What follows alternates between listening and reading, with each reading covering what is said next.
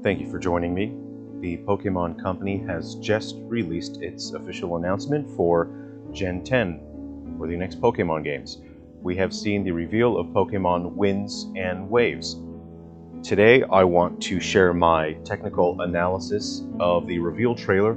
I want to share some details when it comes to the technical implementation from what I see in the reveal trailer here. The game overall looks quite good to me. It is visually coherent, and it's certainly more artistically sound than the previous games we have seen in the series. There's a huge change, a huge improvement from Scarlet and Violet, and I'm very personally glad to see that. So let's go ahead and take a look by starting at the part of the video where we sort of go past the cinematic, and we'll take a look at the actual gameplay here. Now, of course, this is early footage. It is likely to be different. Most likely it will be better by the time we see the actual release of the game. Right off the bat, we have an interesting image here to see. We see projection casting for the clouds here, which is typical, very typical. We have real-time lighting on the trees, but what we see here with this real-time lighting, which is especially different from previous efforts from Game Freak, this real-time lighting is quite high resolution, and we will see definition in between the fronds of the leaves. We will see the shadows being updated every frame, as opposed to Scarlet and Violet, which was every second or so. So what we see is a lot of heavy lifting from the shader that is used for the water, and a shader is a part of the program that tells the game engine how geometry should be rendered. There's a huge amount of heavy lifting coming from the water shader. There is pixel distortion, which gives that really nice water effect. What I don't see is caustic projection, and it may have it, but I'm not seeing it. But caustic projection is a visual technique that simulates a sense of light hitting the surface of the water, passing through it, and then casting what look like light rays and sort of splotches of light on the surface underneath the water. I'm not seeing that. Every single visual element, every visual technique that we use in games incurs a performance cost, not in terms of money, but in terms of the GPU and the CPU. And if the performance cost is too high, that's when we get drops in the frame rate, we get poor performance. So there's a huge amount of heavy lifting from the water shader. I'm looking for any sort of border effect, sort of a white cap effect, where the water hits geometry or intersects with geometry, and then you see sort of that foaminess that helps it look like sort of waves lapping up on a beach. I'm not necessarily seeing that just here. Something that is hugely important that we see here, and this is something that Game Freak started getting right with Legend CA, is the use of distance fog, correctly using distance fog to convey a sense of density in the atmosphere. What I don't see from this trailer is volumetric lighting. Volumetric lighting is a more expensive visual technique in terms of performance. Again, not in terms of spare change, but in terms of performance. And volumetric lighting is fantastic. It's really nice because it simulates a realistic sense of density in the atmosphere, of particles, of light hitting particles in the atmosphere and becoming dense, and it looks rich, and it's really interesting to look at. That is, again, has a high performance cost. What I see here is distance fog, but also height fog. So distance fog is very basic technique, which we've been using for decades, which sounds like a joke, but we have been using distance fog for decades. What we use distance fog for is to fade out the elements in the distance so that it looks like it's blending in to the sky, the conveyed atmosphere. This is not really a sky. This is not really an atmosphere. It's literally nothing. We are just conveying something. We are expressing something visually. So the fact that we have reflections off the water that accurately depict reflecting the color of the sky. We have height fog, and height fog means that as you go higher up in elevation, the fog itself is influenced by that. So you can see the fog is actually quite, the sense of atmosphere is more intense down here, and it's weaker as it goes up, and that is what height fog is. And it's used to good effect. Otherwise, this would be just a flat, plain tone that we would have seen in Scarlet and Violet. It's very dull, very ugly to look at.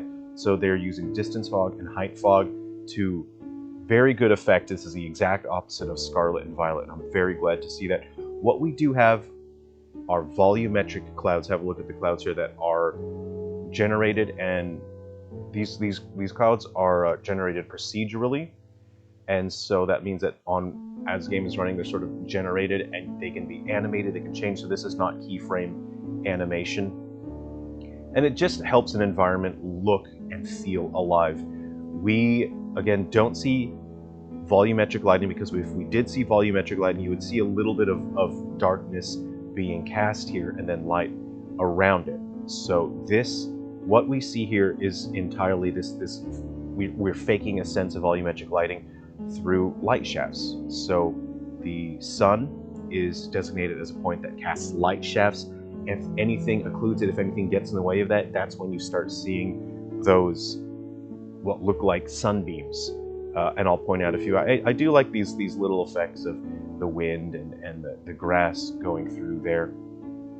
I see what look like little particles, little dots, little sparkles that, again, just help the environment feel alive. Looks like pollen or whatnot.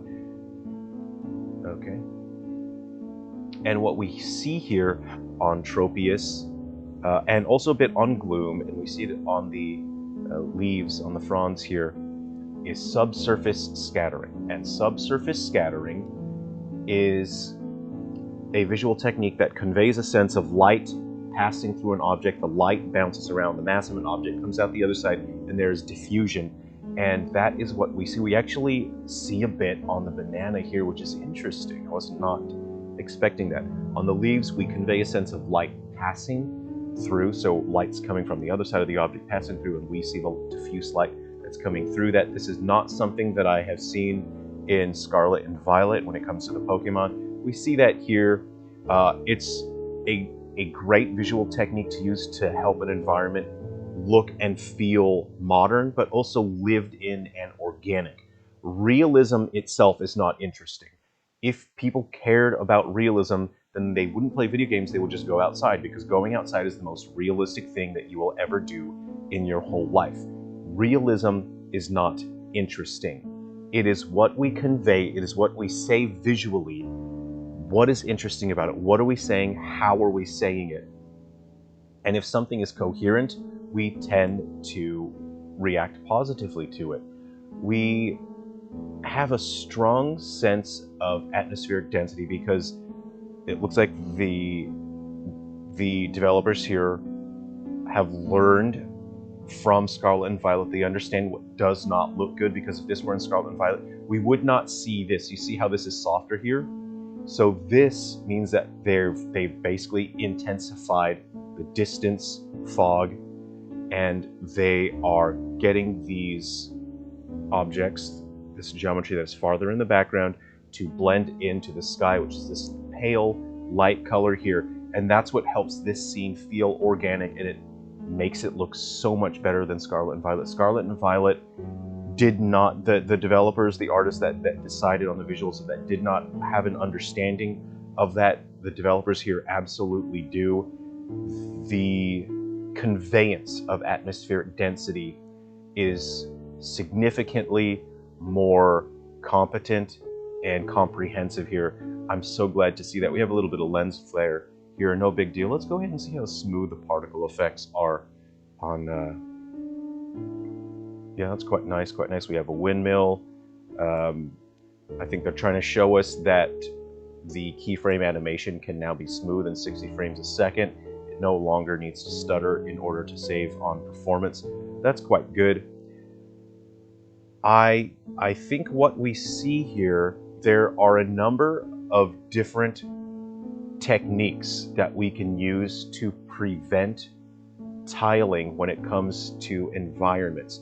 What we see here, I think they're trying to show us that they are implementing techniques now so that the environments don't look like an obvious repetition of textures. This was a huge problem on Scarlet and Violet.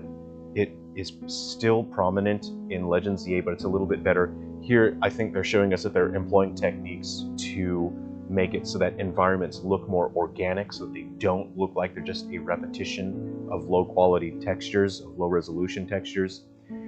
The normal mapping is quite high resolution and sharp. Normal mapping is it's a technique that we use to help add bumpiness to objects, that we don't have to model the bumpiness onto the objects. It saves time and it makes it easier to modify and change a surface.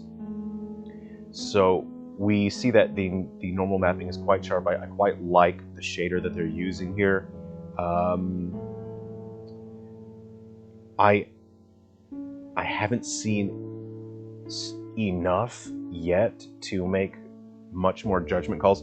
Now I'm going to look like an old person here, if you'll please excuse me. I'm just going to, the screen that I'm looking at here is quite small. I'm going to lean in and squint like an old person, so please forgive me here. Okay. Okay, I think I can make a judgment call here. I believe that these are not billboards. These trees do appear to be models. I believe that they are not billboards. However, you can see that these are not casting shadows, so we can see the limit to real-time shadow casting. The sun, the source of light, appears to be somewhere over here, and it looks like we have real-time shadows here and here, but it looks like we can see the real-time shadows being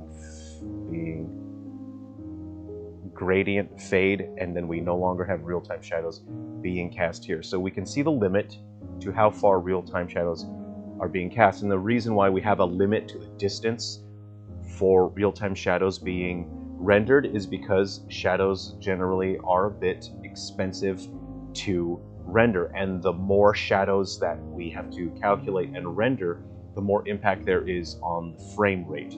So we do have to limit how far we render shadows, but I'm interested how much better this will look, because with Legends ZA, the developers implemented a technique where they can render much lower resolution shadows, and I believe the shadows were not being updated every frame, so that in the distance you can still see shadows being rendered, but because it's so much lower resolution, it probably only would be visible when it comes to large geometry like terrain. We don't see that for the trees here. I find that a little bit interesting. I think much of the rendering budget here is going to the water shader, because rendering water like this is quite expensive on the renderer. It's quite high resolution, and there's a lot of pixel displacement going on there. The foliage, the trees, they all look like they are physically based. Physically based rendering is something we've had almost close to a decade, I think now. Yeah. No. Yeah, more than a decade. It feels like it's new, but physically based rendering is just a rendering process that allows us to calculate reflections, lighting, and shadows in a more advanced way that helps to convey more complexity in our scenes. We can see a fair amount of detail here. You can see the sideboarding there, so it's nice to see detail and on the geometry of buildings. I do like the highlights that we see on the foliage here. It's much more pleasant than what we see in the previous Pokemon games. Something that I see quite prominent is baked ambient occlusion, but also I believe there is some degree of screen space ambient occlusion, but I would like to see more. This is something I think that's quite pleasant about the aesthetic here, is they sort of baked the shadows underneath the character's neck here. I think you see the shadows there. But in terms of, let's see, shadows like this, those are likely being processed in real time, because the Pokemon games these days have a time of day system, so they would not bake a shadow like this, they would not bake that. So this has to be real-time screen space ambient occlusion. And what that allows us to do is, as one piece of geometry intersects another, then it allows us to have a sort of darkening there. And it's not just realism, right? It's not realism is not what looks good, but it breaks up the tonal dynamic. Otherwise, the tonal dynamic, the dynamic of the light and the dark, otherwise it's quite dull and flat. And screen space ambient occlusion helps us break that up. But it's interesting, and I'm going to reserve any further judgment on that, because it's hard to pick out, because there are moments where we don't see any here. So I don't see any screen space ambient occlusion there. You would kind of feel like it would be more prominent here, but it looks like there's a little bit there. Looks like there's a bit there. But again, we don't get to see that much of these scenes. So something that I have noticed here is a consideration for verticality. And verticality is something that Scarlet and Violet were just not good with. There was no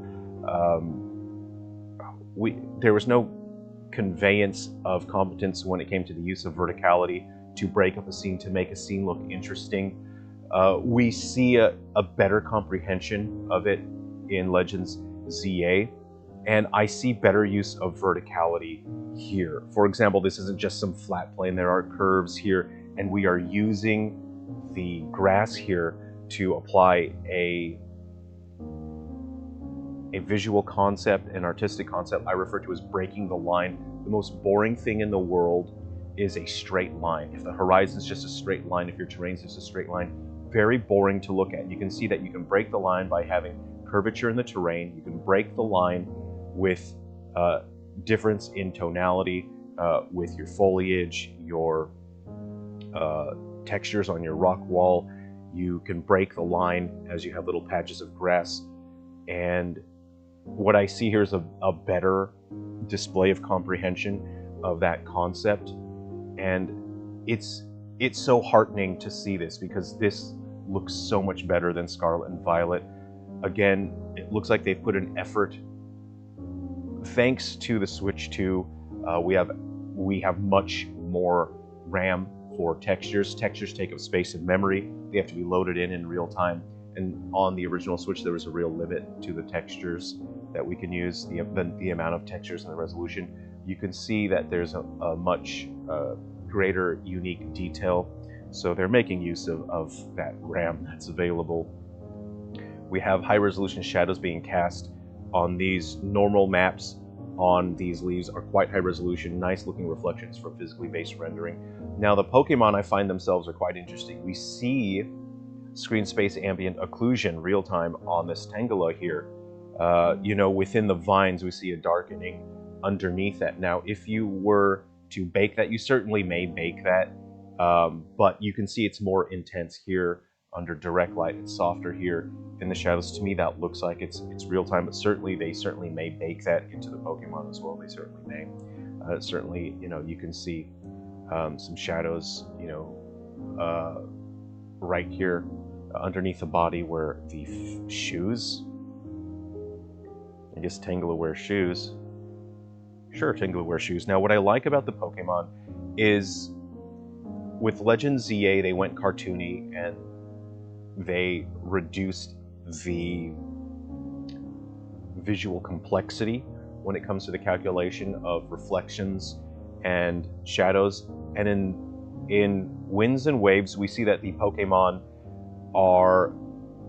they have a much greater visual complexity, so that they blend in with the environment more, because these environments have a higher visual complexity than Legends Z. And I'm so glad to see that we see a bit of the subsurface scattering here on these Ladybug arms. You see how it's bright here, and then a little darker here, bright here. That's not just shadows. It's more than just shadows. There's a sense that light is entering the object and bouncing around. It's very prominent when you look at Digimon Story Time Stranger. We see subsurface scattering on basically every piece of geometry, but it's how they get their curtains to look so good. The light coming in through all the Digimon, it doesn't necessarily mean like, oh, these Digimon are kind of transparent, light is entering them. What it does is it helps it feel like light is bouncing off the environment and affecting the object we're looking at. So it conveys that, and it's quite effective. It looks really good. Now, I'm not sure if this Slugma appears to be... I think it's got particle effects to sort of fake that it's emitting its own light, which is a smart move. That's a smart move, and I believe that they are using soft particles. It's a little hard to tell. Looks like they're using soft particles. Soft particles is a visual technique that allows us to blend particle billboards as it intersects into other geometry. Soft particles will blend that, and it just looks really pleasant. It's not that expensive in terms of rendering budget. Again, we have a use of a distance fog. Oh, and I had not noticed this. We have depth of field. Depth of field is a photographic term. It allows us to keep a plane in focus and another plane somewhat out of focus. Here we have this foreground in focus and the background goes out of focus. On the original Switch, this was very, very expensive in terms of your rendering budget, and I haven't developed on the Switch 2 yet. So at least in the past, depth of field is very expensive. It really negatively affects certain games like Hyrule Warriors, and it can really cause your frame rate to chug. But here, I just noticed it there. Great use of it. Something like this is quite visually coherent. Again, this is where we see that the Pikachu has... this is physically based rendering, and this is the most visually complex. I'm not going to say realistic because that's not necessarily what it is, but what we see, I believe that we are using reflection maps, because you can see a bit of green on the Pikachu here, and that's not saying that the Pikachu itself is green. The game is using real-time reflection maps. What a reflection map does is it takes a 360 picture of the environment, and it contributes that to calculating the how lighting is conveyed on a model. And we see a bit of green here, we see bright highlights here. So this is the most visually complex that we have seen in a mainline Pokemon title. I believe this is using reflection maps to contribute to that, but this looks very pleasant to me. It's quite nice, and I like seeing that kind of detail. Neat particle effects, nothing particularly outstanding about that, but the shadows, they update every frame. They look quite nice. You see specularity on the Wingull here. There's some shininess on his beak just there. Let's see here. Anything else of note? Here we can tell that this is not volumetric lighting, that this is simply light shafts as the Krabby, we watch his claw occlude the moon, and then you see that we lose that sense of volumetric lighting. It gives us a sense of volumetric lighting, and when it is blocked, we totally lose all of that. But then once the claw is out of the way again, you can see it feels like we have that volumetric lighting again. So again, it's just a simple technique.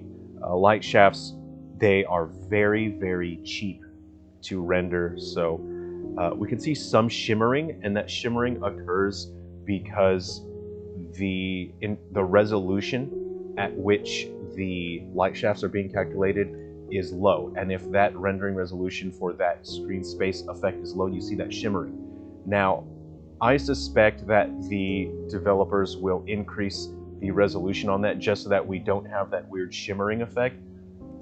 In general, you would lower the resolution to make the screen effect cheaper to render so that it doesn't impact the frame rate that much, but on the Switch 2 is quite strong. We've seen it. We've seen real-time volumetric lighting in Mario Kart World, so the developers could increase the rendering resolution on the light shaft effect because it's not an expensive effect to render anyway. So they could increase the resolution on that and get rid of the shimmering. I do like the volumetric lighting. I mean, not the volumetric clouds. These are being processed in real time. They do have volume, and what I really like about it is that we have a sense that the clouds are more transparent along the edge, and we see that sort of silver lining on the clouds. Very pleasant. I do quite like that. Let's see. I don't see anything particularly interesting about the buildings or anything like that. But I do like the difference in verticality and height between from building to building. You know, there's some differentiation in them. We're breaking up the horizon line with these boulders here. We break up the horizon line with these trees. We are breaking the line.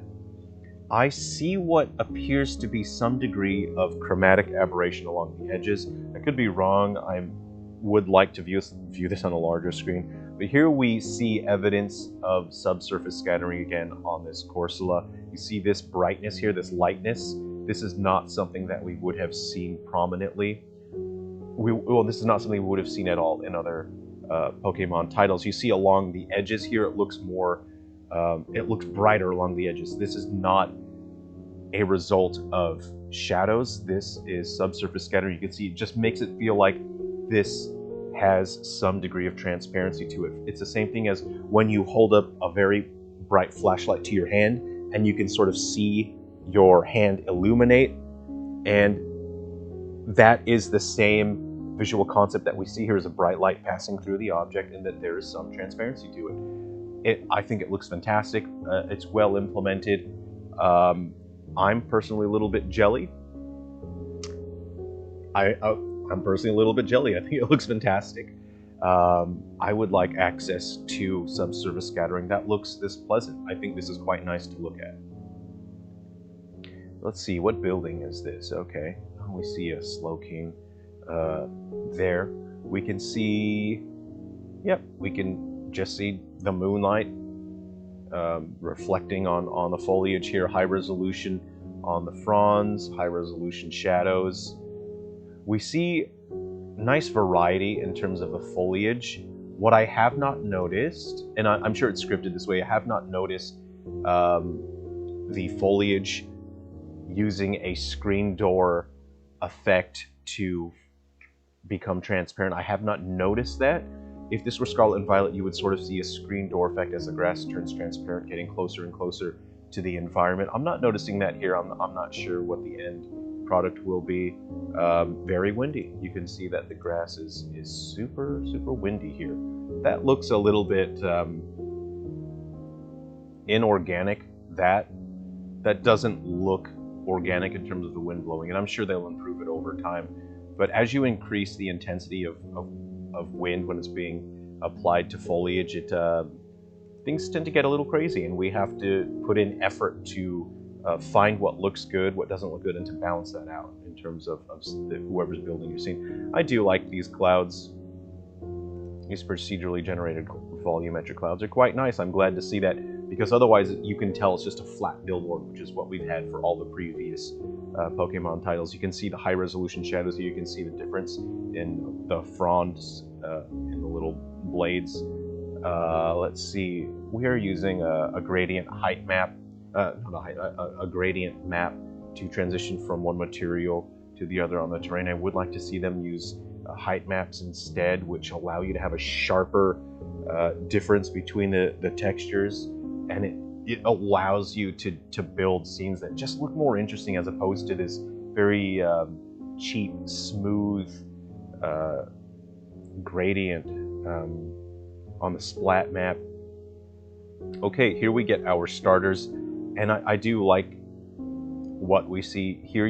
This looks like real-time screen space ambient occlusion. To me, that looks like real-time Saseo. We'll call it Saseo for short. Now I've said it enough times. I really like the fluidity and the smoothness of the animation, and I'd be willing to bet that we are now using, I think we are using real-time physics simulation now. Yes, it looks like we're using real-time physics simulation to deform and animate the bones, so that you don't have to keyframe animate every single bit of tuft of hair moving, of every tail wobble. You animate the core character movement, and then you rely on calculations real time that basically let the animations of the character look more organic, that it looks like their hair, their tails are reacting in real time to movement. That's what it looks like to me. It looks like there is, yeah, real-time physics simulation, and it's not real physics. It conveys a sense of physics.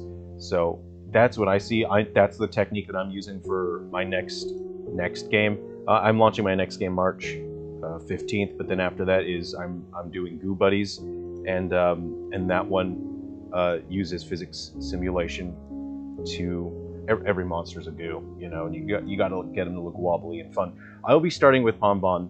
What about you guys? This is very adorable. What I like about these scenes here, again, we are using much more defined environments, much higher resolution textures, which it doesn't take skill, right? It doesn't take skill or artistic effort to use a higher resolution texture. That's not what it's about.